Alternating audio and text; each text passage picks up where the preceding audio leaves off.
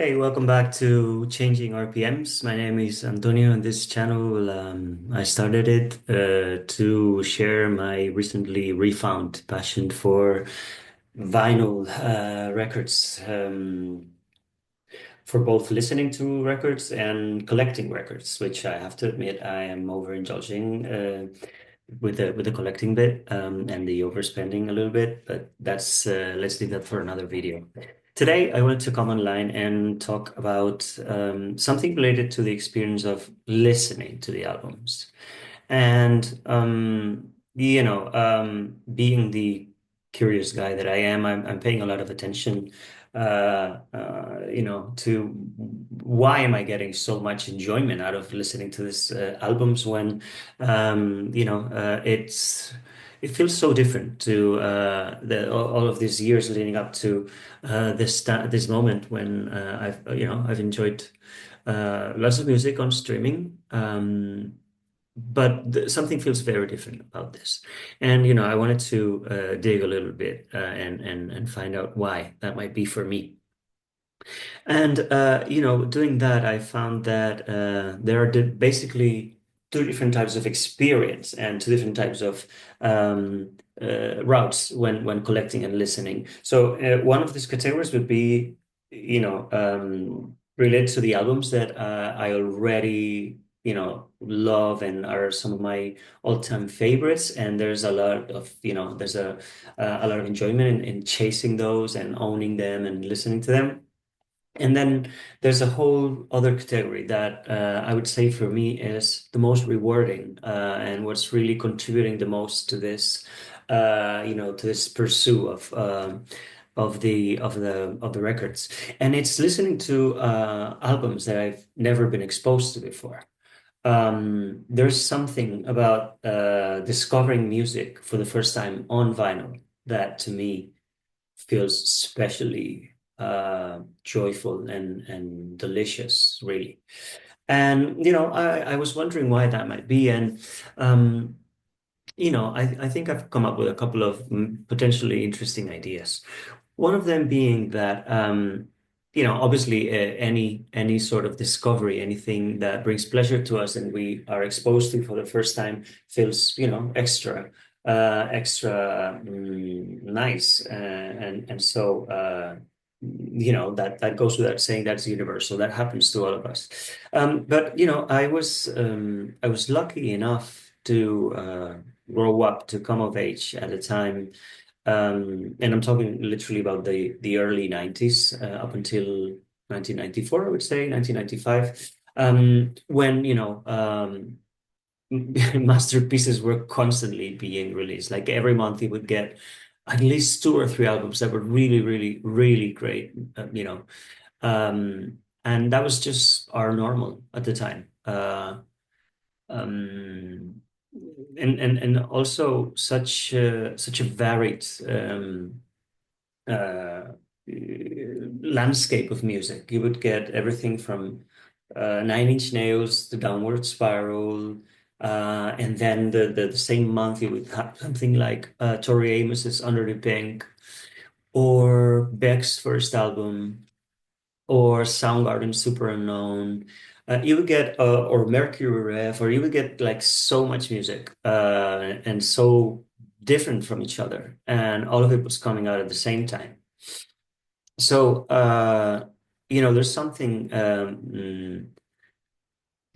about listening to these albums, these really good albums, for the first time on vinyl, that takes me back to that time when you were discovering new music constantly through physical media, because there was nothing else. I mean, obviously there wasn't any streaming platforms, and our first experiences of all of this great new music was through physical media, mostly CDs, because there wasn't a lot of vinyl being produced at the time. Although I would always try and pursue vinyl if possible. And so, just listening to this masterpieces for the first time on vinyl, it just helps me to travel back to that time and having that experience that I had and had for a really, really long time. You know, when I would play an album that had just been released at the time, and I would sit and listen to it, and then I would share it with my friends, or we would be swapping records, or borrowing records from each other. And I just love that experience, just discovering music for the first time out of a physical object. Um, Obviously, when you're venturing out and just buying music that you haven't listened to before, and I'll try and be pretty, scrupulous in this, and not I'll try not to check it out on Spotify before. I'll just, I'll take the leap. I'll take the risk. Um, and so I'll just buy something that I've heard of from many people that is a good album, and I'll just try my luck. And obviously there are a few misses, because obviously not all of us like every album, and even with those lists of must-have albums, I have found some of them that don't particularly do it for me. Just to mention one, and this is not by no means criticism of this band, but for instance, I bought Yes's first album, having been recommended by so many other YouTubers, and I just didn't really move me.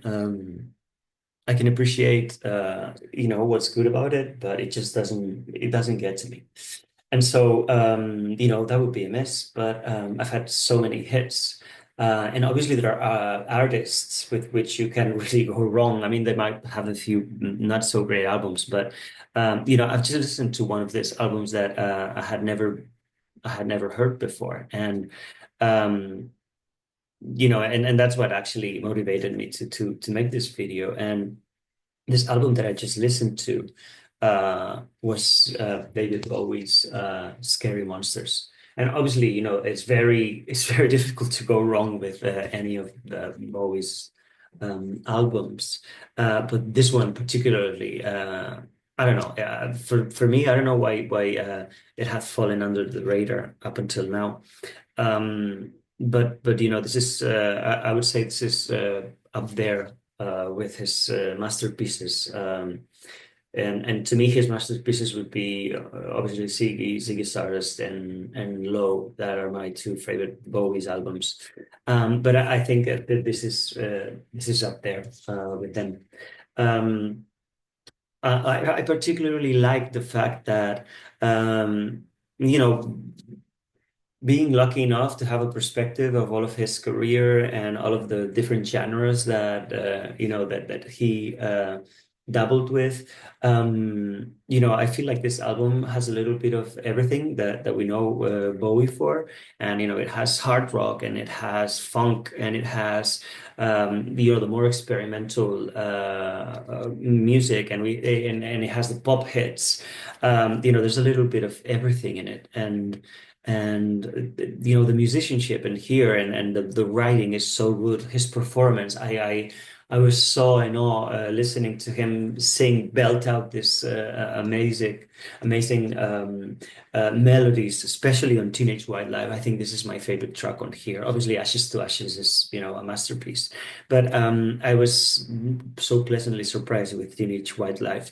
Um, Particularly his singing voice. I was like, I can't believe that this is what pop music is to be like, right?